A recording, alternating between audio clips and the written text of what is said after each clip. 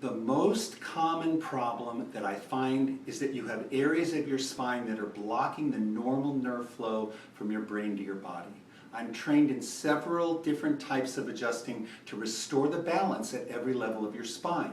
You may do well with a conventional chiropractic adjustment, which involves a quick and gentle thrust to the spine to allow the bones to move easier. But if this type of adjustment is not for you, I'm also trained in several gentle adjustment techniques that do not involve twisting or popping. My goal is to restore the normal balance in your spine through gentle adjusting that you are comfortable with.